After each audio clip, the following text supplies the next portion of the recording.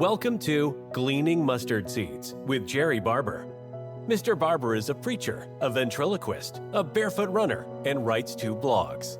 When Jerrie communicates, he encourages people, try not to learn very much. Find a mustard seed. In the next few minutes, try not to learn very much. Look for something you can do to move a mountain, remove a stumbling block, or provide a stepping stone for yourself or someone else. And now, here's Jerrie with this week's mustard seed. Several years ago, I was in a workshop and someone asked, when you first meet someone, do you trust them or not trust them? I answered, when I first meet someone, I trust them until they give me reason not to trust them. Since then, I've changed my answer. If I have no information, no introduction, I'm an agnostic when I meet someone for the first time. Not agnostic about God, but about the person. I don't know whether to trust them or not. Faith grows through creative doubt. Creative doubt asks questions and looks for accurate answers. Faith or trust requires evidence. Hebrews 11:1. Now faith is the substance of things hoped for, the evidence of things not seen. If I have no evidence, I can't trust them. A person can be gullible without evidence. I cannot believe in something or someone without proof. Today I'm going to share a parable with you. This is my model for developing trust. A parable is something that could be true, and this is true. We'd moved to a new church. Each Sunday, I saw a young man in the lobby who enjoyed meeting people and giving them an attendance card to fill out. He is very outgoing and talked to everyone. I also noticed that he occasionally approached someone and asked, "Can I borrow $1?" This happened frequently. I thought, he'll ask me the same question before too long. My prophecy came true. One Sunday he said, "Brother Barber, can I borrow $1?" My prepared reply was, "I don't know." When I loan somebody money, I like to ask 2 questions. What are you going to do with the money, and when will you pay me back? He told me how he'd use the money. He said he'd pay me back the next Sunday. I asked him if he'd be willing to sign a note. I told him when I borrow money, I always have to sign an agreement on when I'll pay the loan back. He said he was willing to do this. I carry 3x5 cards in my shirt pocket. I pulled out a card, prepared the note. It stated that he'd pay me back $1 1 week from today. As I prepared the note, I asked him if he'd like to pay me back with or without interest. He said, "What does that mean?" I said, "Well, next week, would you like to give me $1 back or $1.10?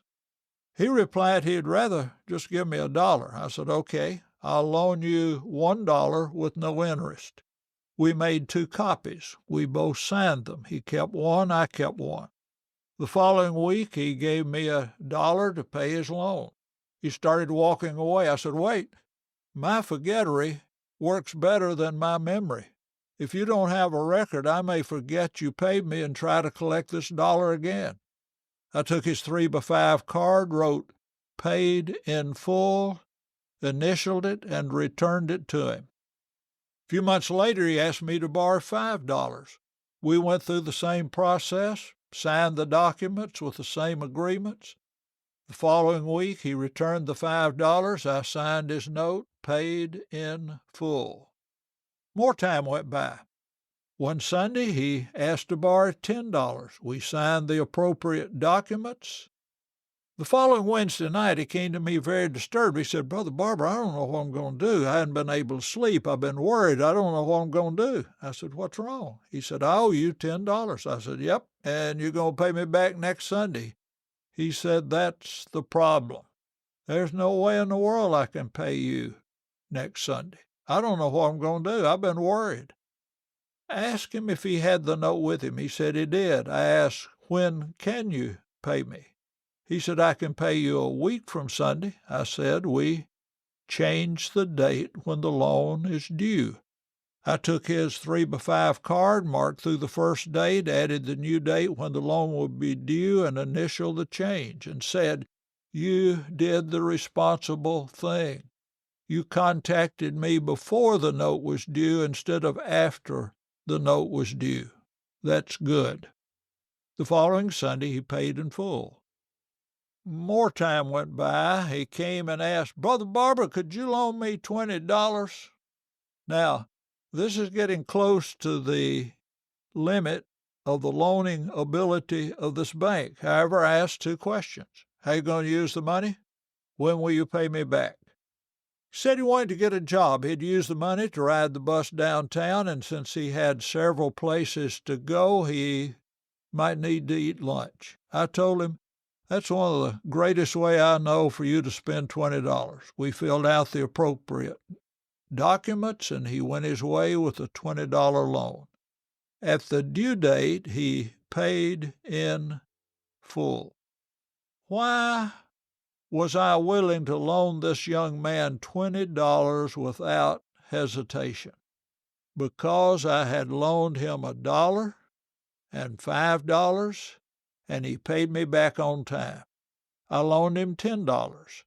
When he couldn't pay back by the due date, he approached me before the loan was due, made new arrangements, and did what he promised to do on the new date."